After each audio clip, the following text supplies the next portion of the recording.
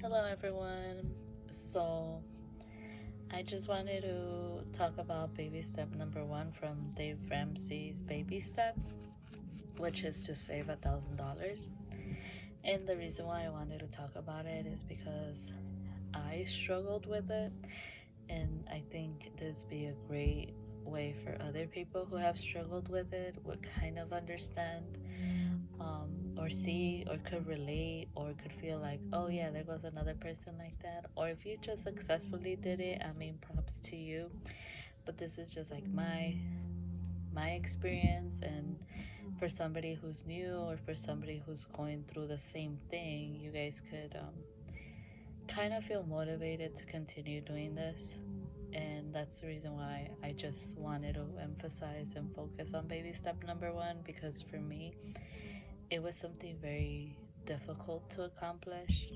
In not a sense that I couldn't like get the $1,000, is that I couldn't retain it. Like every time I had accomplished $1,000, something always came up. And I feel like when you go through this like detox of fixing your finances and taking control over your financial decisions, you get put through a lot of like bounce back or setbacks that you'd be like, I don't really think I need that $1,000. I could just go straight to baby step number two. But it clearly, like, you need baby step number one to go to. It's like an essential, because this will be a reminder of why you're doing things.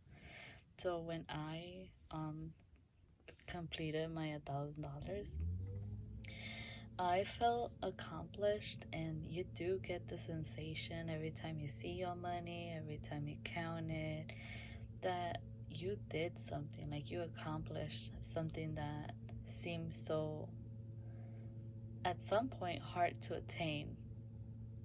And once you see it there, you're like, oh damn, piece of cake. So it gives you like this reassurance that you're going into a good financial path, that you're setting yourself up for success.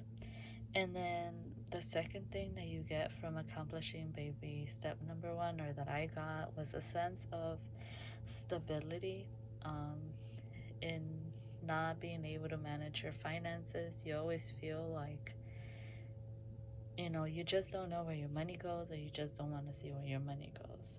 So having control of your finances and managing my money meant that I knew where my money was going, and I knew why I didn't have $1,000, and I knew why, like, why it was so hard for me to get there. And that's okay. Like, as long as you're acknowledging, it's I feel like the most thing that people forget is that you have to take ownership and responsibility of what happens. So I think baby step number one, although it seems really simple, it could get you, I don't know, because sometimes I did get frustrated, because I'm like, damn, it's so simple, I had it, and then what happened? And then, but once you accomplish it, you'll be like, yeah, that's right, that's me, I did that. So you give credit to yourself, because it was you who put all that effort. No one else put it but yourself. Unless you're doing this as a couple, then both of you get to say, this is our effort. And it feels good every time you see that. You see your little envelope with your $1,000. You get a sense of accomplishment, and it really feels good knowing that. Because I don't know about people who have been doing this, but every time like I want something, I just be like, I could get it because I got $1,000, but I'm choosing not to do it. Versus, I can't get it because I don't have any money. And it's like, I don't know. To me, I think that's like the most, I don't know, I like it, knowing that I have that power to decide how to go about it. Like, do you still want to continue, or are you gonna go back to how you used to be? And then it also gives you, I don't know how to put it, but it makes you see how you stand with your word. Like, if you promised that you were gonna save $1,000, you better have $1,000. And if you can't, then it tells you, not specifically that, let's say for instance, like, today I want $1,000, I want them now. No, obviously that's not how it works. But if you gave yourself, let's say, 3 months, 6 months, 9 months to accomplish $1,000, and you didn't, it gives you like a sense of who you are as a person and how much value does your word have. Because at the end of the day, this is something that you're acclimating. This is something that you're giving to the universe. I want to save $1,000 by so and so time. So, and you're not doing that, it realistically shows you who you are and how is your word. Like, do you keep up with what you say? And if you don't, well, then you know what's the opportunity. Because if you can't keep up with your own word on your own things, like, you can't feel accountable for somebody else's stuff if you gave them your word, because you can't even manage your own thing. So this kind of gives me like a sense, like, if I said I was gonna do this and that's my word, then I better do it. So I think that's something that I think of every time I see it.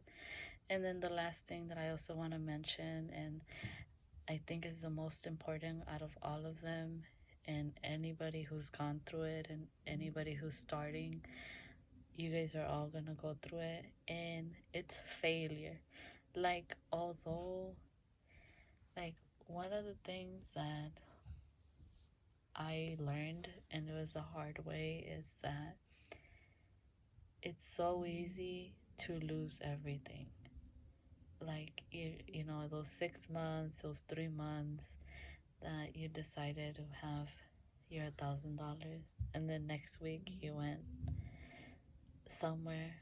For instance, like, I had my $1,000 saved and I was proud, and then I went to Hawaii and I was like, let's take Hawaii money, and then I took my emergency with me. And then I learned from that. It was like, damn, like, I had it and I lost it, and I have to start from scratch. So that's the reason why I'm showing. And I don't know if you guys could buy these, but they're just like budget, or you could make them too. Like, it tells you what you do with your money. And the reason why I'm showing it is because you guys will see that it's not an easy journey. You start off putting, then you took out, then you start putting back, and then took out, and then put back, and then you finally reached your goal. So don't feel discouraged that you know that you had it and then you lost it, because failure comes with everything. And baby step number 1 is gonna be the one that's gonna tell you, quit, you can't do this. But start all over again. You need to practice and practice and practice